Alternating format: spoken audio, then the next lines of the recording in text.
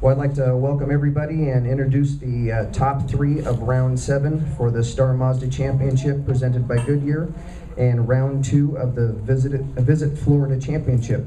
I'd like to start with third place with Conor Daly from Noblesville, Indiana, driving car number 22 for Juncos Racing. In deck, the College Network, Merchant Surface Mazda.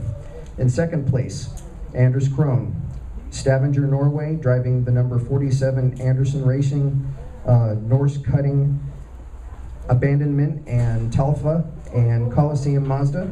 And our winner today for the Visit Florida Championship, Caio Lara from Sao Paulo, Brazil, driving the number 19 JDC Motorsports MLD ATW Mazda. Congratulations, everyone. Conor, obviously that was a little disappointing start that you had at the beginning. Can you tell us what happened with the start? We obviously saw that you had a stop and go penalty, and can you just talk us through it? Just hang on the microphone. Yeah, it was a tough call. I mean, I think I just did what I normally do on the starts. The cars always tend to creep a little bit. I remember watching the race from here last year, and the whole front row was just moving a little bit, just the way the cars are. I stopped myself before the green light came on, and I probably actually got a worse start than I was going to get, just because I had to stop myself. So, you know, it's what happens. I mean, you can pout about it all you want, but it happens. So I had to deal with it, and had a pretty good race after that. It was a lot of fun. The car was fantastic. The Juncos Racing team just does such a good job. You know, I owe it all to them. You know, driving a really good car makes things a lot better. Thank you.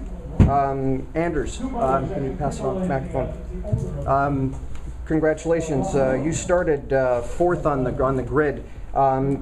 With all the yellows that we had at the beginning of the race, there was when the 2 leaders ended to have to do their stop and go penalty for the false start.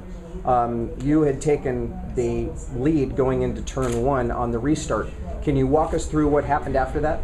Yeah, the first restart I actually just maintained second place, but then just the same lap there came another full course yellow out, and but at that restart we were able to take the lead going into turn 1. Kept the lead for a lap, and actually had a decent gap to the first place guy coming onto the front straight. Felt like it was maybe 200 feet, and then I could just see him down the front straight just reeling me in. I was like, oh my god, he's gonna get me. And sure enough, he got me and blew by me, so nothing I could have done with that thing. And then after that, I tried to maintain his pace, but couldn't quite do it. I mean, he was on average just a little bit quicker than me, but really wanted to get that first win of the year. But you know, second place isn't all that bad after all. Congratulations. Thank So you. how was the car as far as the balance of the race? Did the car go to an understeer or an oversteer? No, I mean, I think everybody probably just slid around on the track.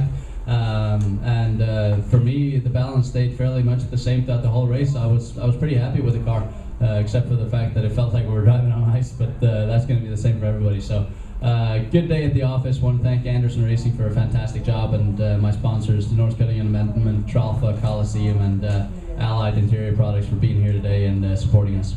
Thank you for mentioning it. Without the sponsors, we obviously can't be here.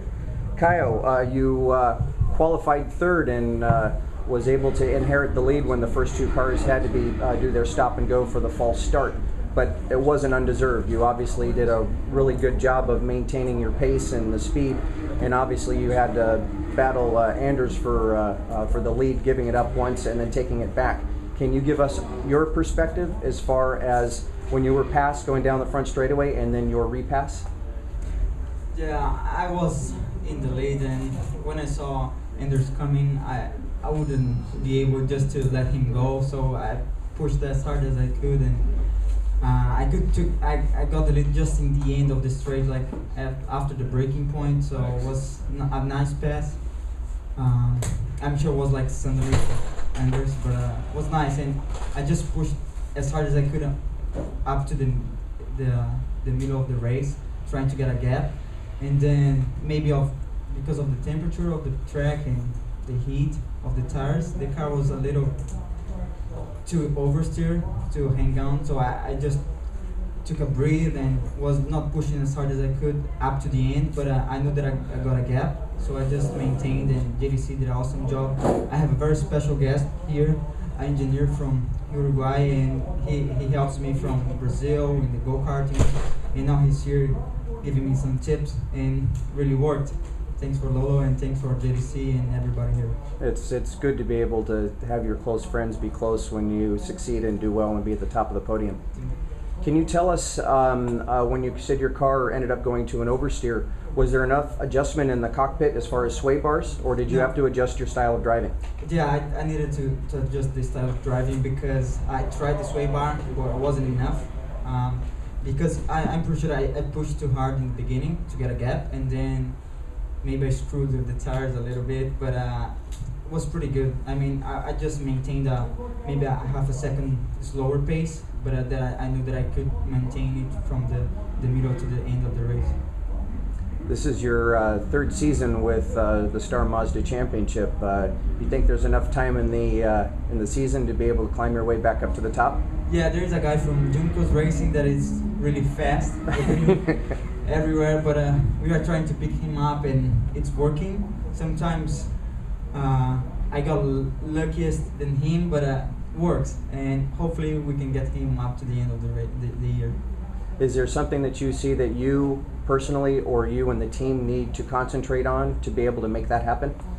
Yeah, about the setup, in the beginning of the first season and second season of my career here in the US, I didn't feel like the difference in setup would change the car that much, and now we are figuring that just a mil of something, like a millimeter in the toe or something, can change the entire car, and now we are figuring out a very good setup to try to fight for positions and try to get more winnings.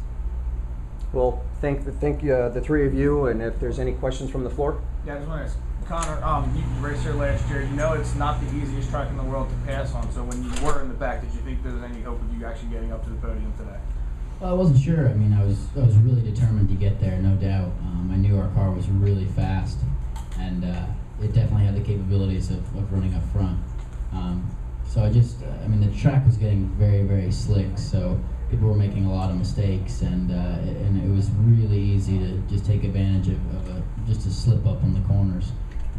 So I think I definitely took advantage of that, and just worked on catching every car one car at a time. So it was good. And actually, I saw, I believe it was right in front of you, and back in the chicane, car spun out right in front of you. Yeah. How close was that? Because I was watching from the top time tower. Yeah, I think that was on the first lap on the restart. Yeah, right on the restart. Yeah, it was very close. I mean, I could see him lose it, and it was just, everything started going in slow motion, and luckily I was able to avoid it. Thank you. Anyone else? Okay, thank you very much.